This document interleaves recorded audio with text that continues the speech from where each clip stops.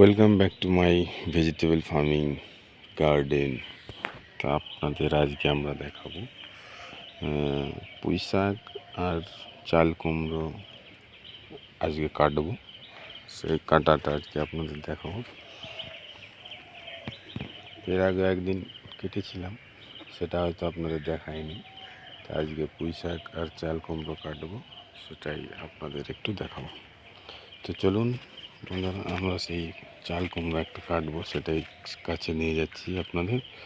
দেখুন, এই চাল কুমড়োটা আপনি ইচ্ছে করলে ভাজি খেতে পারেন, সর্ষে দিয়ে চাল কুমড়ো ভাজি। তারপর আপনার সবজিও রান্না করে খেতে পারেন, সবজিটাও ভালো লাগে। আর চাল কুমড়োটা সর্ষে দিয়ে ভাজি করলে না দারুণ লাগে, দারুণ ব্যাপক। এই যে দেখুন, আমরা সেই চাল কুমড়োর কাছাকাছি চলে এসেছি। চাল কুমড়ো আছে, অনেকগুলো আছে, অনেক ঝুলে ঝুলে আছে। আজকে আমরা একটু এইটা কাটবো, এইটা কাটবো। তারপর এটা সর্ষে দিয়ে ভাজা খাবো। এইটাকে আমরা আজকে কাটবো। দেখুন, এই যে আরও দুটো আছে পাশাপাশি, এই দুটো একটু বড়ো হবে, আর একটু বড় হবে। আরও অনেক ফুল এসছে, ছোটো ছোটো চাল কুমড়ো আছে, কিন্তু ওগুলো কাটবো না, আজকে আমরা এটাকে কাটবো। তো বন্ধুরা ধরে থাকুন, দেখুন কীভাবে আমি কাটছি চাল কুমড়োটা।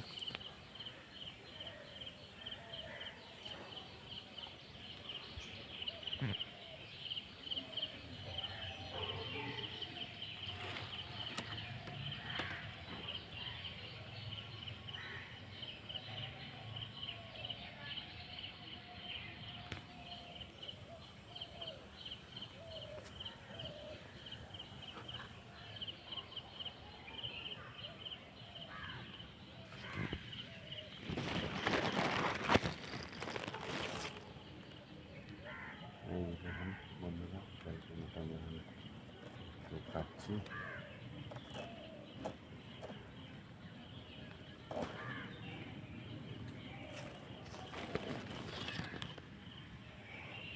দেখুন বন্ধুরা, চাল কুমড়ো কত সুন্দর লাগছে, একদম কচি। খেতে হেভি টেস্ট হবে, সরষে দিয়ে ভাজি করলে না খেতেই ইচ্ছে করবে খালি।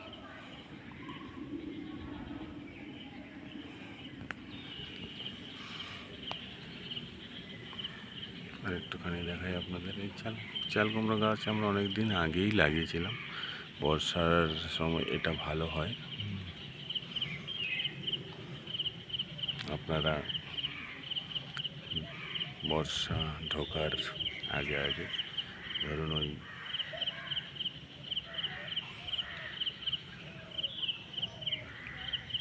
মার্চ,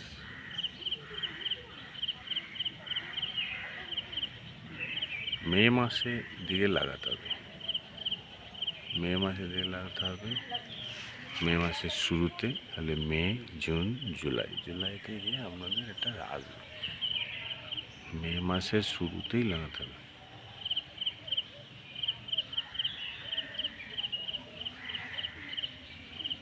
আপনাদের মাটি যদি ভালো থাকে তাহলে আপনাদের সার কিছু দিতে হবে না গোড়াতে। আর যখন এর ফুলটা ফুটবে, চাল কুমড়োর ফুল বেরোতে শুরু করবে, তখন আপনারা মাঝে মধ্যে একটু কীটনাশক স্প্রে করবেন। তারটা কি হয়, ওই ফুলটা যাতে পোকায় নষ্ট না করে দেয়, সেই জন্য কীটনাশকটা স্প্রে করতে হয়। ওকে গাইস, নেক্সট আবার পরের ভিডিওতে দেখা হবে। ভালো থাকবেন, আর আমার ভিডিওটাকে একটু লাইক, শেয়ার, কমেন্ট করবেন, তাতে আমাদের আনন্দ লাগবে, আরও উৎসাহ পাবো ভিডিও বানাতে। ওকে বন্ধু, টাটা।